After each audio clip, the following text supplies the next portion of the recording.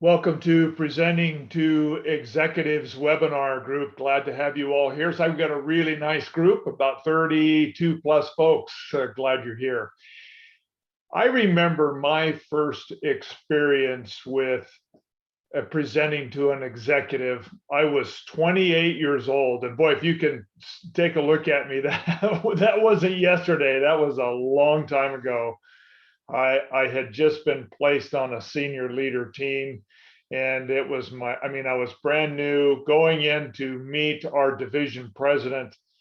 And as we sat down in his office, which had a table in it that was too big for the room, some of you might relate to that. And he had a couple of his senior VPs with him there also.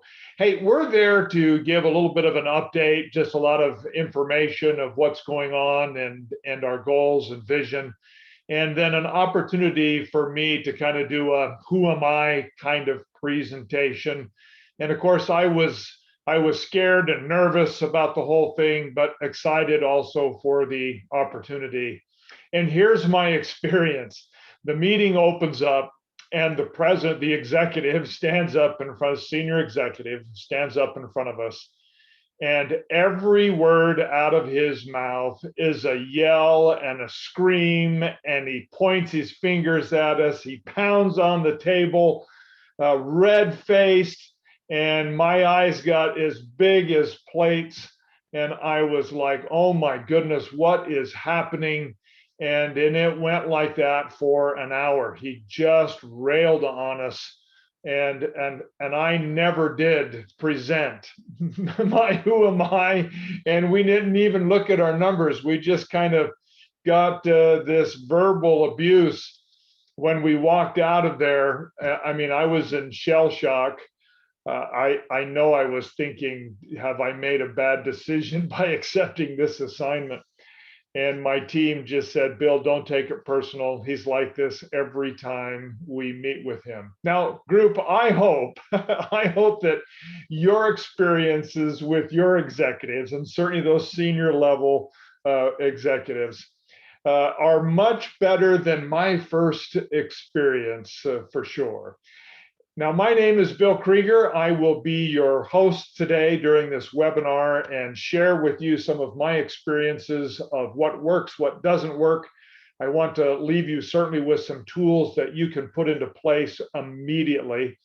My background has both been in corporate and in nonprofit. I've overseen some small teams and even in a senior role of leading several thousand folks.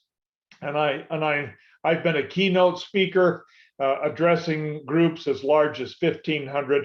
And I'm really just sharing this background information with you so you know where I'm coming from. And I'm just letting you know that I have probably made every possible mistake along the way. And let me share with you some things to avoid. I'll share some things with you that absolutely work. And you can avoid some of those pitfalls that I have been in, for sure. Well, the executive is kind of an interesting little, interesting scenario that we can put ourselves into. And so let's take a look at what we could do to make that a much better experience, because we know we need to influence, right? I mean, that's why we share our ideas. Lee Iacocca has said that you can have brilliant ideas, but if you can't get them across, they won't do you any good. So let's make sure they get across and that we can influence even up, right, the organizational chart, not just horizontally or down the chart. We need to be able to get our ideas to those decision makers, and they can make better decisions, and that's key. So how are we going to do that? How are we going to do that? Here's today's journey, group, and what we're going to look at in our few moments here together today. We want to take a look at really understanding some of the uniqueness about executives. And I'll be pulling on you to help me to get that, to help us really understand that. We'll also take a look at some structural tools and models so our information doesn't come across as disconnected, disjointed, no logical flow to it. Remember, the executive is looking for logic. It has to make sense. We all are when we're listening to a presentation. One of the first things we're looking for is it important, and does it make sense?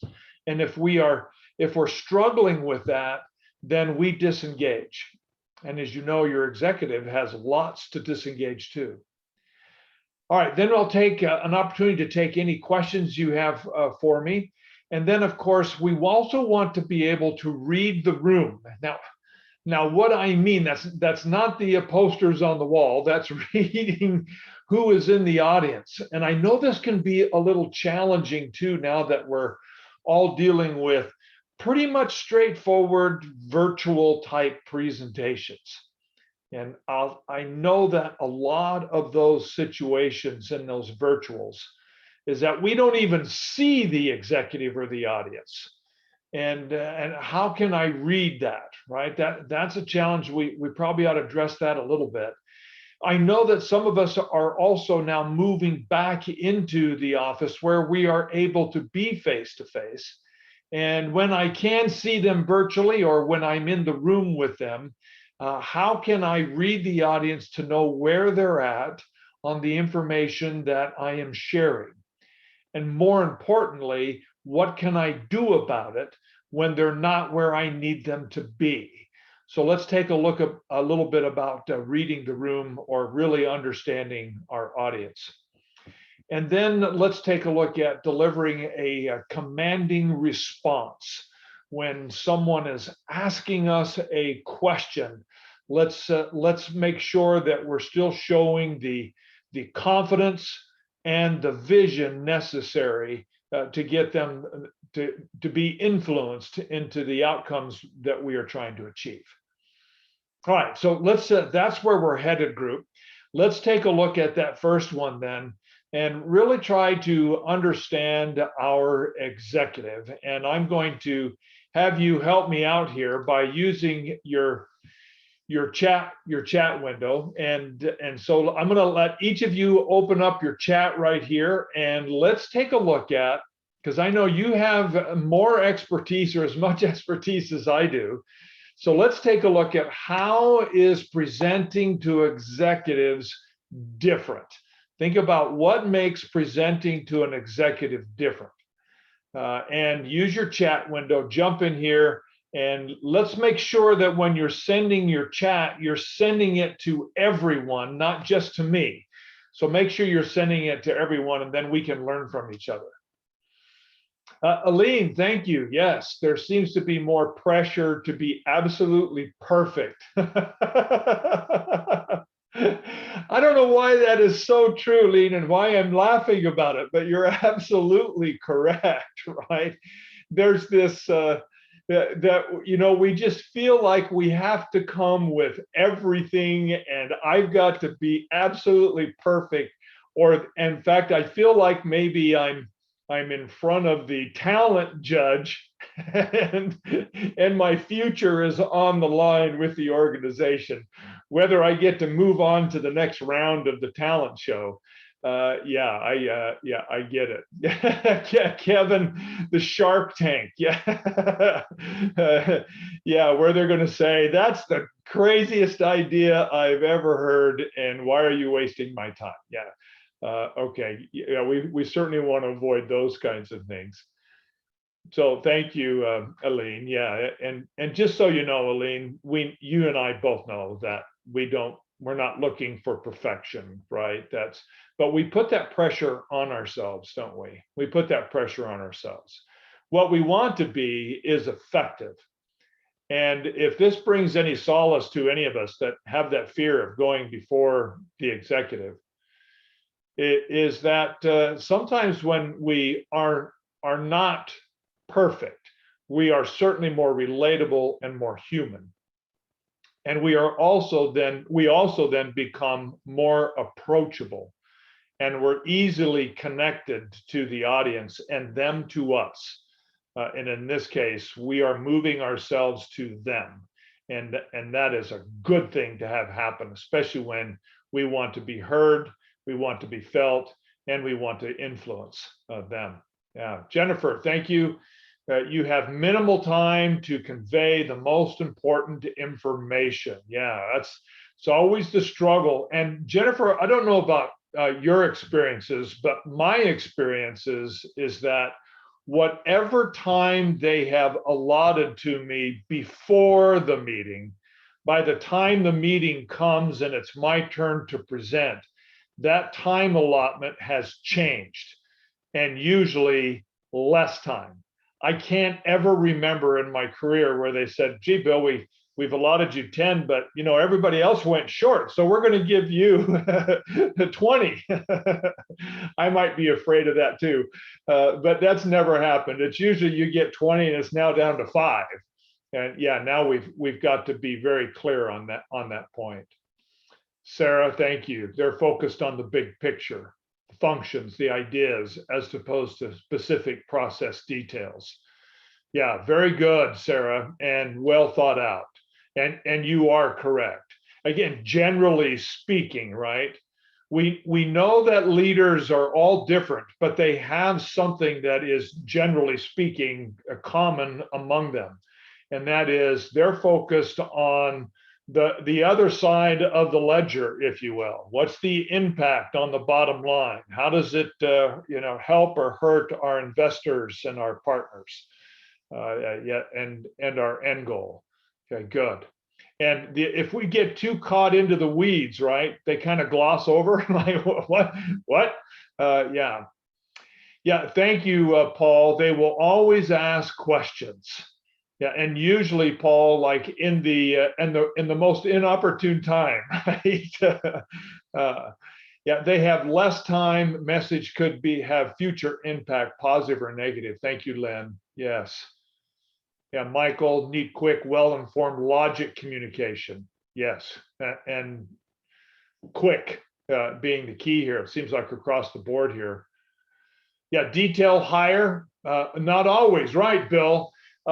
Bill, you're absolutely correct. Some executives want to get in the weeds. They want some of those details. So, in this case, Bill, you're bringing up a very key point. It's not just about me. It's also about whom I am delivering to and meeting that expectation. Very good. Thank you. Michelle, concise, get to the point. Yes, and Tony, get to the point doesn't mean talk faster, does it? It means use fewer words and be better organized. Yes. Don, intimidation. Now, see, Don, it sounds like maybe my experience of my first executive presentation that never happened is maybe a little bit of some of your experience. And if so, I apologize. Know that that's an anomaly, not usually the rule. Yeah, I'm seeing clear and concise here again. Yeah, critically important, high-level summary. Yeah, have the metrics and the data, Lisa. Yes, yeah, because that's what we're looking for. Now, Lisa, we need to have this. We need to be able to quantify. What's the research? What's the data? We know that data is a major piece in how business makes decisions, and rightfully so. Now, there's also another piece to all of that. And that is that we all know things we should be doing, but aren't doing them because typically we just don't have any emotional connection to it. The emotional connection with the data can drive the action and have a deeper impact with the influence. So I hear what you're saying. When we're being informational and sharing updates, absolutely. When I need to persuade or influence, I need the data and I need the emotion to go with it. Yeah, no fluff, Tony. Absolutely right. Let's get to the point, concise. The bar is usually very high. Yep. They may get lost in those details, right, Linda? Those little tiny details. Yeah, Lacey, and hello, Lacey. Glad you're here.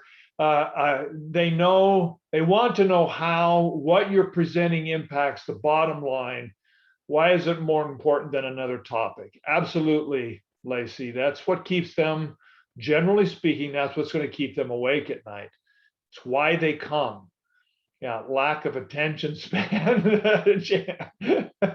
Yeah, in fact, Jan, how many times have we presented to an executive and they never look up? They're into something on a laptop or their smart device.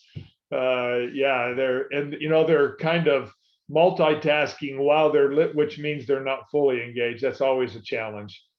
They have limited time. Yeah, get there. Good, John. Be brief, be brilliant, be gone. Jacob, I'm going to coin that phrase. I'm going to call it the 3 Bs. The 3 Bs of speaking to an executive. Be brief, be brilliant, be gone. There you go. I love it. Oh, fantastic. Yeah, another intimidating here. Yeah, Lynn, the anxiety of presenting to higher level can cause us to lose confidence and present at a lower level than normal. Yeah, we need to be sharp and confident. That's absolutely correct. In fact, typically, Lynn, your audience is looking for 3 things, right? They want you to be confident, know your stuff, and feel good about what you're presenting. Want to be there and share it. Second, they want you to be approachable. Can they connect with you? Can they relate to you? And can you relate to them? And third, are we visionary? Can you help me see what you are dealing with? Yeah, very good. Concise, detailed enough to influence, well-structured. Yeah, and Kadari, I think you're right. A lot of them, like my executive, had more to say than really wanted to hear, and it became more monologue than any kind of dialogue. Yeah, I'm seeing everyone dealing with, time constraints here. Yeah, very good. All right, good, thanks. Concise, clear, yep, yeah. Red insights, red energy, the killer bees. Maybe that's it, Michael. I'm going to call it that, the 3 killer bees. Very good.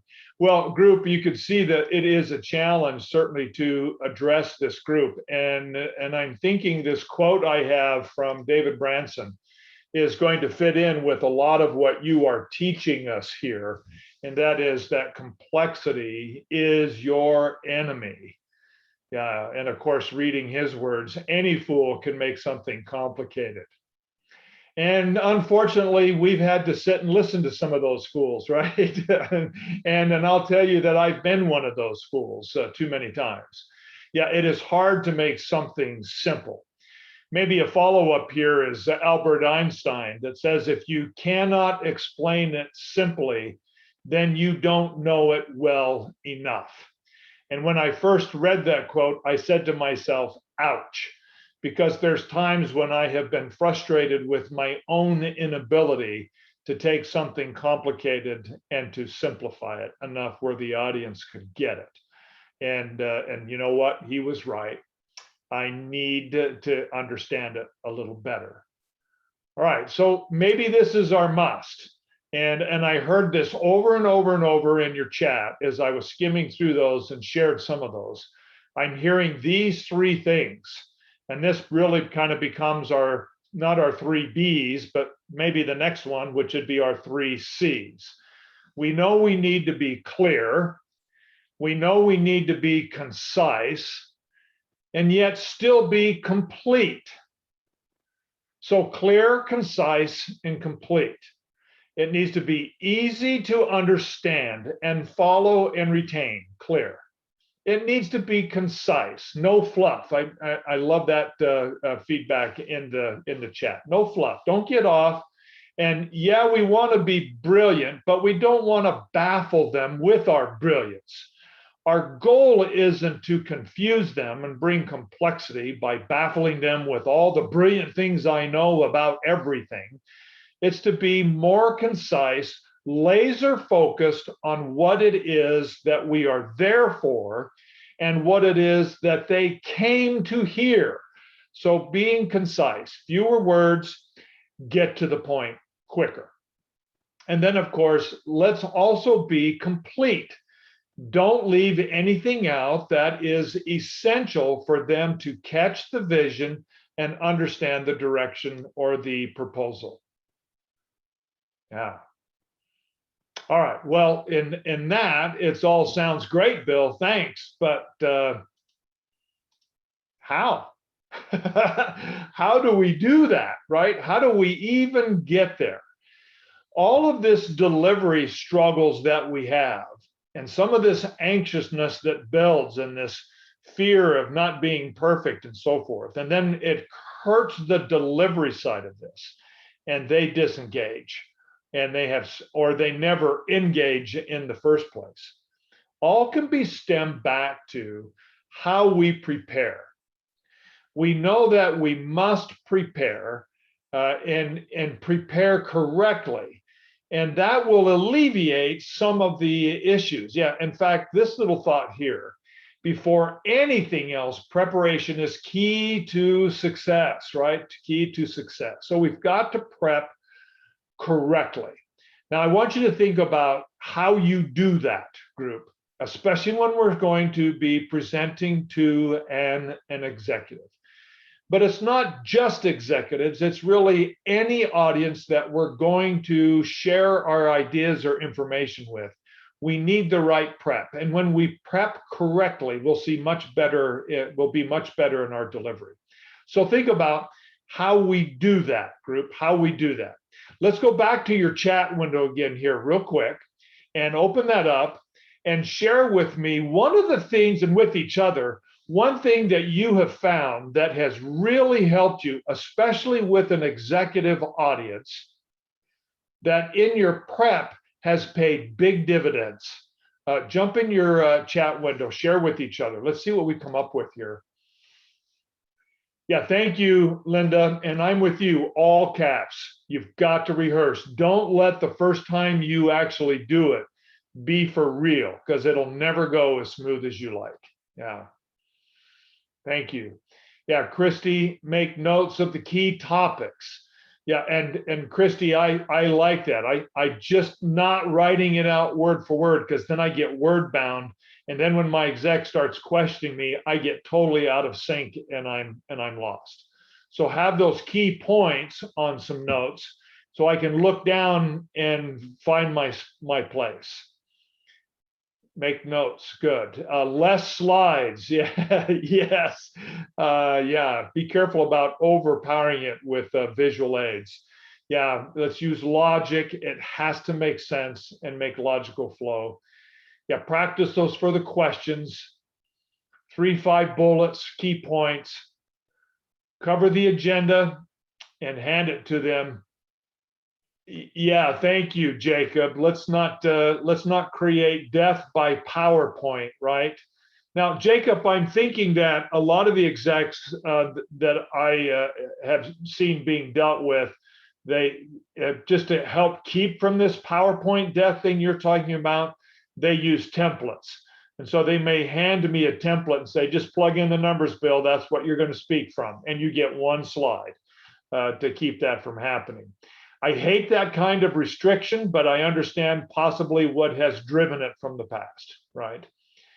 I have one of the execs on my side. Yes, Lacey, do I have an advocate in the group, especially if I'm talking to a room full of leaders? Yeah, yeah, rehearse again, practice, run through it several times, anticipate any objections, prepare for those questions. Yeah, Jennifer, I like this. Bottom line up front. Yes, we call that inductive. That's answer first, right? Answer first. So if I were to hand you a prospectus, the top sheet would be maybe this is what it's going to cost you.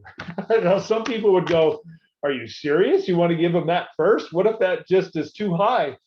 Well, if it's too high, they're going to go, wow, that's a lot of money. What does that buy me? And away you go. Yeah, how come you're so much higher than everybody else? Let me show you. Yeah, so inductive, answer first. That's 5 equals 3 plus 2, right? Or you can take them on a journey, which would be deductive, that 3 plus 2 equals 5. And you can decide. I'm with you though, Jennifer. Most executives want inductive, bottom line up front. Yeah, better know your topic, better practice. Yeah. Yeah, Sarah, again, in caps, I love this. Try to anticipate the questions.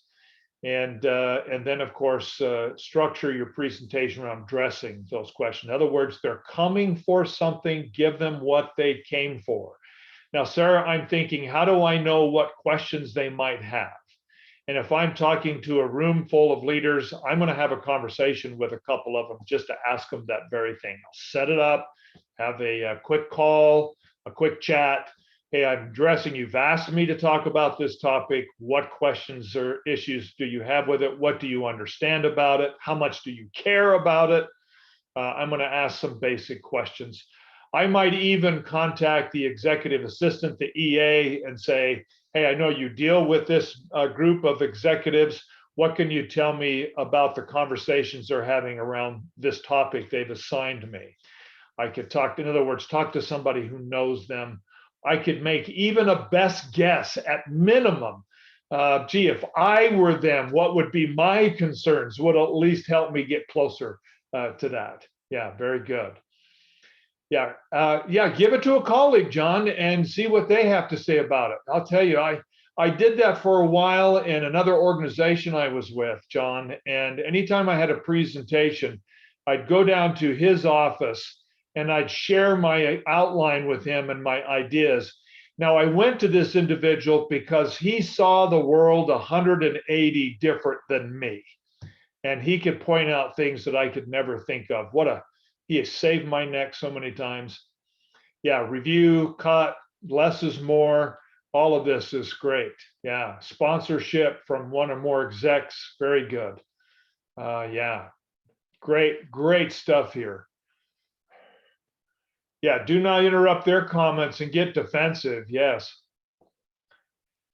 Yeah, Jennifer, provide the agenda ahead of time if possible, so they have what to look for, what to come up, and I'm thinking, Jennifer, in hopes that they don't get ahead of me too far with their questions and inquiry.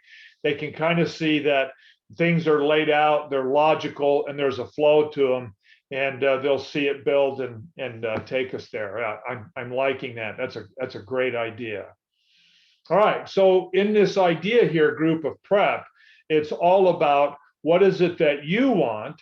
What is it that they want to hear? What do you want to say? What do they want to hear? And when we can align those two questions together, then we have a greater chance of keeping them engaged and listening. They're getting what they came for. Now, also understand the purpose of the presentation. Are we there to inform? Are we there to to persuade, or to have an ask, to influence them in some way? And then what's that structure going to be? Are we going to be inductive, answer first? Are we going to be deductive and take them on a journey to a logical destination? Or are we going to have some kind of an ask where we want something from them? Think about all of that approach in your preparation. When you do this and prep for possible questions, so many of you said that, you're going to feel a lot better about stepping into that room, knowing that you're going to be able to handle the big picture here very, very well. All right, now let's think structure, and let's think a tool or a template that we could use to take all this information gathering we're doing in our prep and now start developing this presentation. When we can have a tool to make it happen, it'll fall together much easier, and it will keep us from getting off track and sharing information that isn't as relevant, and keep them from saying, hey, get to the point, Bill. Yeah, got it, move forward, keep moving. So here is the tool. We call this the executive quick model. And here's basically how it goes. To keep it simple and concise, notice that there's only 3 parts. And this is the whole piece, your whole presentation here. In step number 1, you're going to answer for your executive 4 important questions. You're going to answer who's involved, what's going on, when did it happen, where did it take place. Well, you're going to basically go who, what, where, and when. You're going to handle those right out of the gate. This is basically setting up the scenario or the situation. Now, the key to this is, because you can get lost in too much detail here, I want you to do this in 1 sentence. That'll be your challenge. Take care of step 1 in 1 sentence. Now, if it takes 2, okay, any more than that, and now maybe we're spending too much time on the setup. But now the reason I'm asking you to do this is because I know you have been prepping and rehearsing and practicing and getting feedback and so forth. Your mind is so wrapped up and engaged in the topic, but your executive audience, not so much. They're coming in with a lot on their mind. And some of those, who knows what's keeping them awake at night? There could be some pretty hot issues going on. Not that yours isn't important, but it may not be the highest priority where they're at. So they're cognitively on another topic. By reminding them or setting up the scenario, then we'll help them understand why you are bringing this proposal or this suggestion or why we're even covering this data. But do it quickly, like 1 sentence. Then you transition with helping them understand why this is important. Why are we even covering this? This is impact group, value is what's being discussed here. Then we go to number 3 on this, which is now, how are we going to move forward? How are we going to deal with this issue and so forth? Now, in this process, I'm gonna draw this here as best I can. This triangle, do you see that? This triangle overlay basically is showing you time allotment. So in step 1, notice we're at the pinnacle here of our pyramid and very little time. It's important, it's the capstone, but we've got to be able to do it quickly. A little more time on the why and a lot of time on the how, because it is the how that is keeping them awake at night. How is this affecting us? How are we going to deal with this? I mean, how is your proposal going to work? Who's going to, I mean, you're going to take them into that journey. Now I'm going to show you an example of this model being delivered. And it is delivered by a good friend and colleague of mine, which is, who is Todd Schweisler, and he is going to deliver it. Now, Todd's going to deliver this, but I want you to listen to the structure. Not so much, I mean, the content is good and it's wonderful and you'll catch it, but listen to the structure of how he delivers it. Because the more structure we have and the more logical that structure is, the easier it is to pay attention and to retain it. So listen to the structure. Now, I'll give you a key. Todd is going to use some transitions to let us know that we moved from 1 to step 2 and then to step 3. See if you can catch how we do that. It's important that the audience sees movement in all the data from you, the speaker. Otherwise, they feel like we just got stuck. All right, here is Todd. Now, this is going to come through your computer speaker system group. So those of you that might be on a phone, make sure you're turning up the speaker system on your computer. Thank you, team. We chose the Genesis project for our next in line project last Friday at our PMO meeting.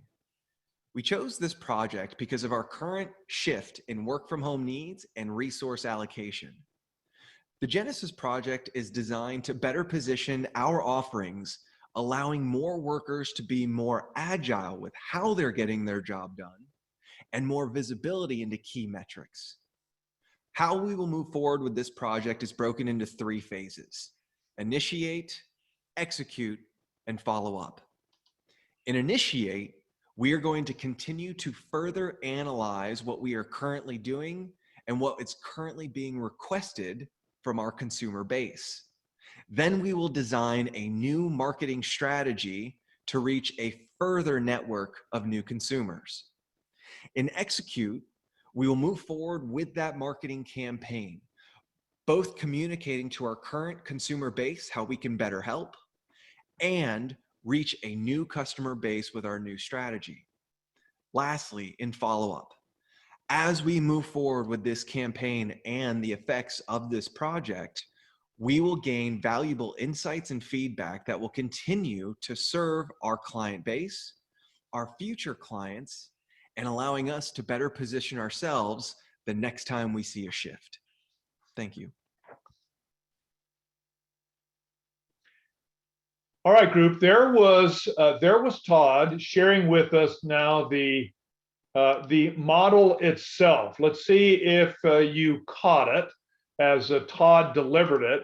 And of course, we're looking at the executive quick model. Let's have you jump in your chat here again real quick and share with me any insights that you had from the example in this sense.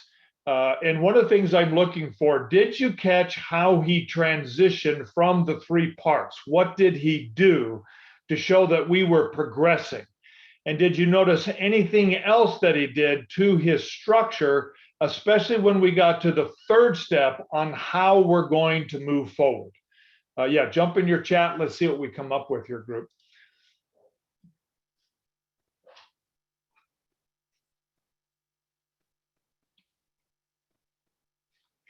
Yeah, he actually said how, right, Lacey? Yeah, Christy. He actually, isn't that interesting that all I have to do is, why is this important?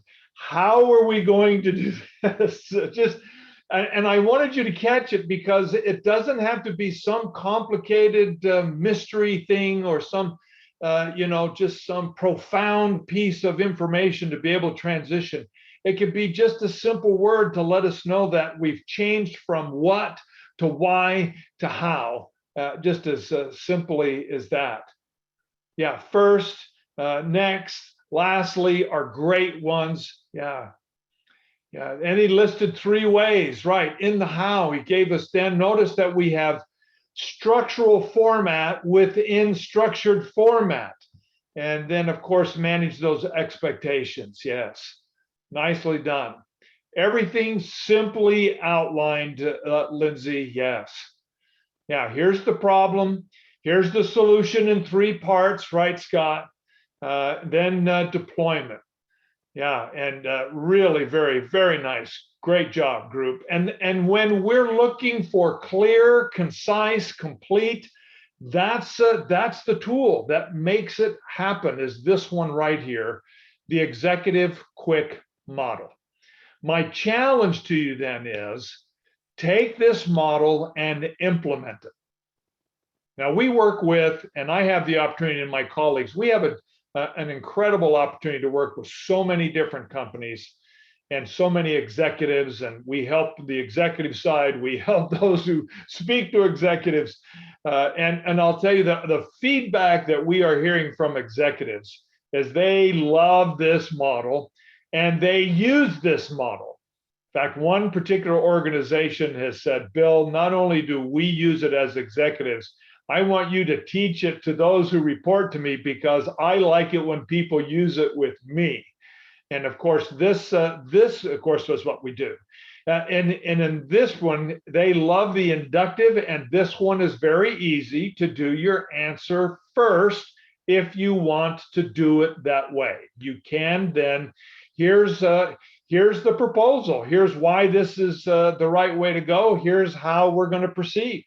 It is an easy way to do it, keeping it very clear with 3 steps and really connecting with what the audience has come for. All right, now, while we're presenting and delivering, there's some things we probably ought to understand and be able to flex, if you will, our delivery. So now that I understand what I want to share with them, and I understand what they're coming for, I know my purpose and have prepped it all. I've got really clean slides and not too many of those, practiced all this stuff, and I have this great executive model that I've done, which is incredible. Love it. Now it comes to the delivery side of it. And I need to be able to deliver in a confident, approachable, and visionary way. And also part of this to connect with the audience is being able to read the audience and make sure that they're understanding what I'm sharing. Remember that complexity is our enemy.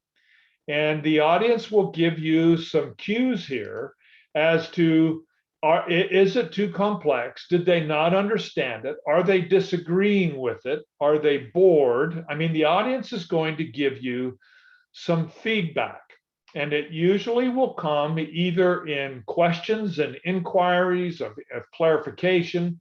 In other words, through engagement and dialogue back and forth. Love it when that happens. Too often, though, I find that the audience more or less stays silent, and they display, if you will, through body language and facial expressions, they can display their discomfort or their agreement. And I need to be able to read it there and then be able to flex. So when you are presenting, and this is what's nice about face-to-face, and I know all of us are missing a lot of that interaction. But when we are face-to-face, we get to see them and we can read it, we can sense it. It's like it starts to fill the air of the room of their misunderstanding or their, just the fact that they just don't get it. And I can sense it, I can feel it, I can address it. In our virtual setting, that gets to be a little more challenging, doesn't it? So let's take a look at some ways of all of this on what to do with them. Now, to understand some of this, let's see if we can't read it and understand some of the things that the audience can send us. You see, because I'm formulating a message and I'm sending it out, they're receiving it and internalizing it, analyzing it, and coming up with what they believe is my intent from the information that they've received from me. They're also giving me the feedback loop. The feedback loop is all this body language or even some vocalization that says, I get it, I don't understand it, I don't agree with it, I'm on board with it. And that feedback loop is absolutely essential to make sure that the message is landing. Now, I'll tell you that nobody likes a blank stare. All right, I'm going to let you jump in your chat here if you'd like. Why is it, group? What is it about the blank stare from your executive that just sends, anxiety all the way up and down your spine? Now, what is it about the blank stare?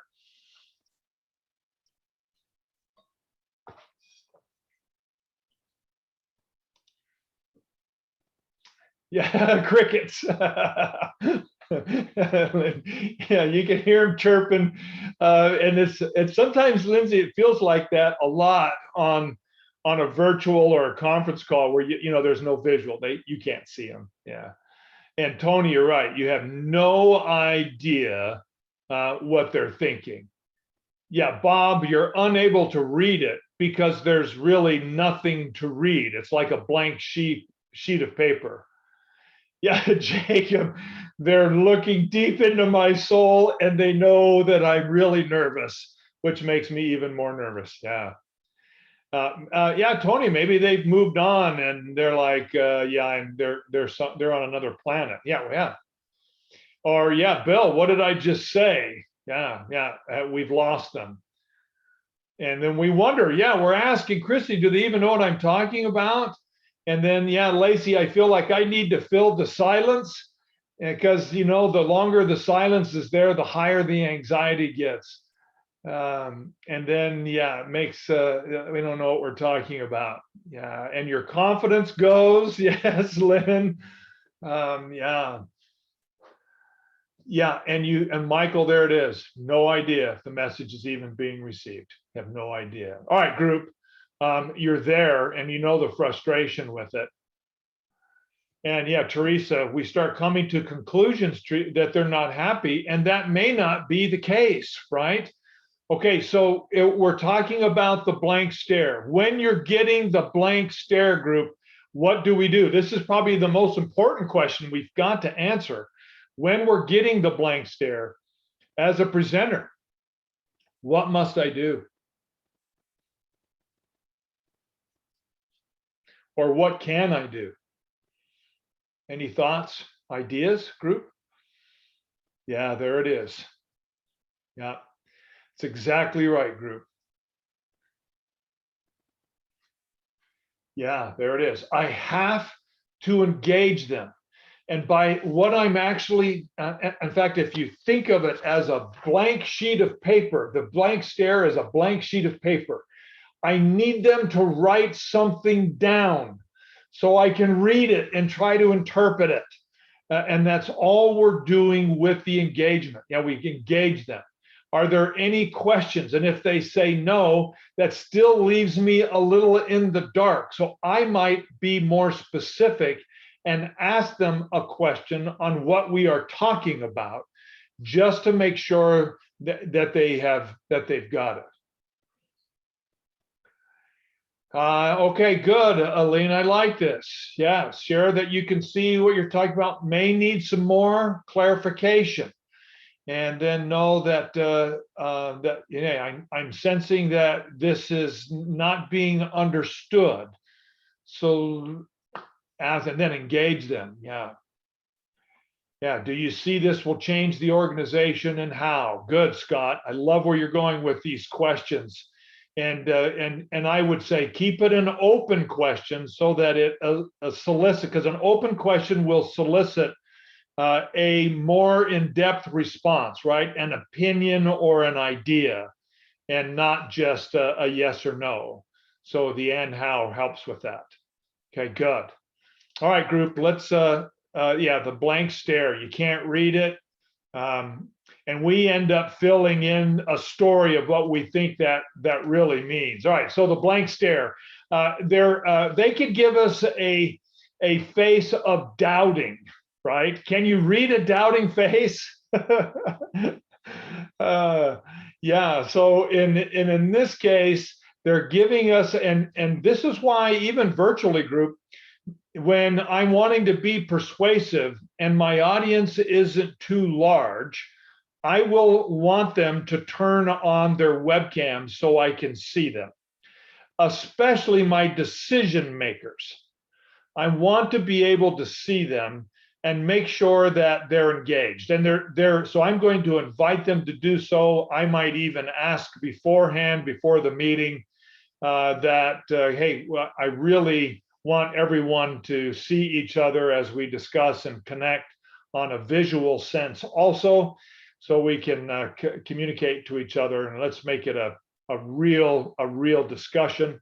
And then let's set that groundwork in that culture, and then let's learn to read some of the body language. And you're right, Ryan, body language says a lot, and body language can give away what the thoughts are, what you're thinking up here, and will show in our body language. This is why those who are, in the poker players and so they're wearing glasses, they have the stone face, because we all have a tell, and we're going to be able to share it. And of course, I don't play poker. My face is going to give away everything. So in this case, can you see doubting? What's that look like? And think about what we could do to overcome it.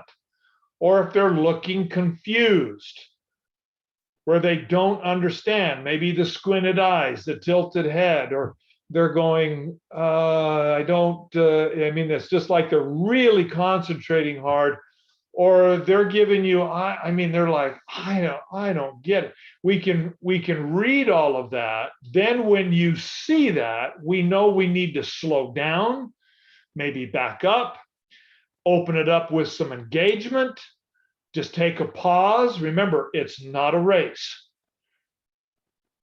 The effectiveness of your presentation will never be measured by what you send out, but will be measured by what they receive.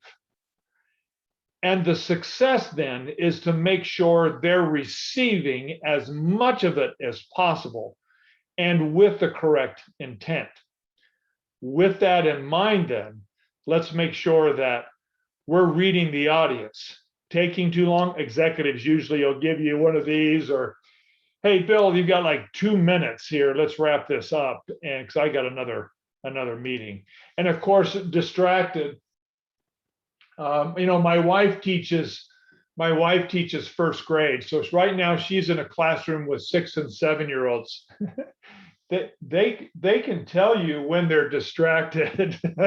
And they're also the challenge in that they'll look right at you and go, I understand. And they have no idea what you're doing. They can be a challenging group. All right. And then, of course, the one we like is when they agree. Okay. So here's the, I'll have you jump in your chat again here, group. When they agree, how do you see it? And now what must you do? When they agree, what does that tell you and how do you flex?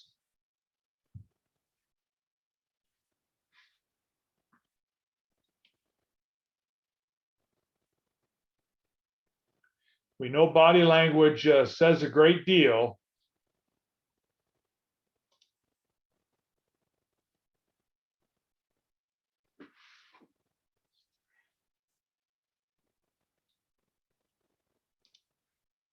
Yeah. Yeah. Nods of approval, confirm next steps.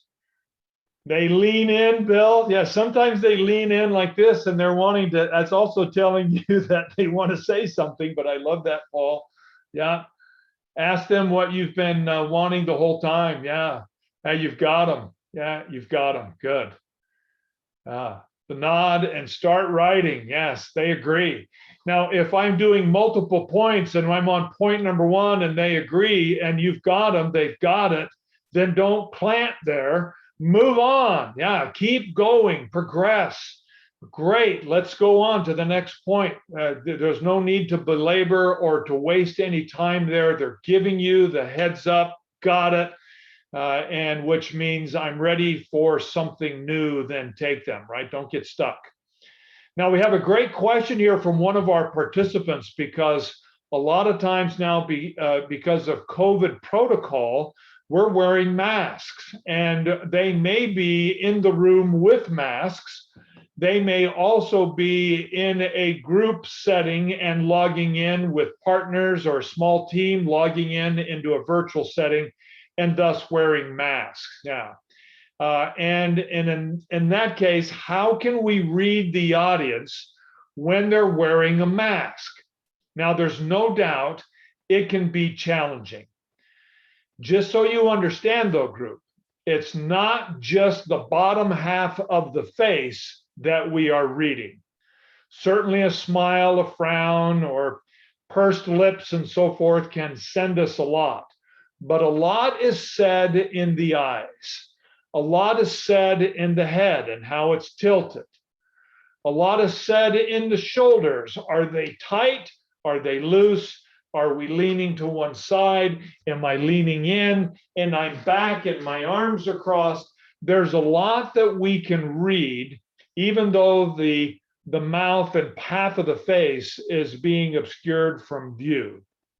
And even though it can be more challenging, the focus will be not on the mask. And that's usually what happens, at least I find myself, is that when I see somebody in a mask, I have a tendency to focus on that. Like, oh, I can't, why am, and you know, some of the frustrations of all of that, both of wearing and speaking and trying to hear and all of that, sometimes can be that talking stain, if you will. Scott, I'll open that up too. If anybody has any other thoughts, and go to your chat. Scott, I love what you're saying here, because sometimes when we don't have a clear, defined goal, and from our prep, we don't know what the end is supposed to look like, we have a tendency to run through it and keep on running. And in this case, we talk ourselves out of the winning. Yeah. Absolutely. Yeah. Ask for the sale, always be closing. Right. Very good, group. Very good. All right. Well, here's some ideas in commanding a closing response, and we'll wrap up here with this: commanding response. And here's the thought here: when we're dealing with giving a response to an inquiry, whatever that is, there's a 4-step process here. 1, I want you to pause. And this will be tough because most of the time we think everything has to be instant, like now, I've got to have that answer now. We live in a world where everything is coming at us at internet, gigabyte speed, terabyte speed, and the pause is absolutely huge. You're right, Scott. Golden silence. It's a chance for you to take a breath and to get your thoughts together, and then don't end up saying something you wish you'd have never said. So pause. Then I want you to consider, okay? Think it through, group. Think it through. Now notice that I'm doing 2 things in the 4-step process, and I've yet to express an opinion or ask for clarification. I want to make sure I pause and slow it down. It's not a race. Then I want to give it some thought.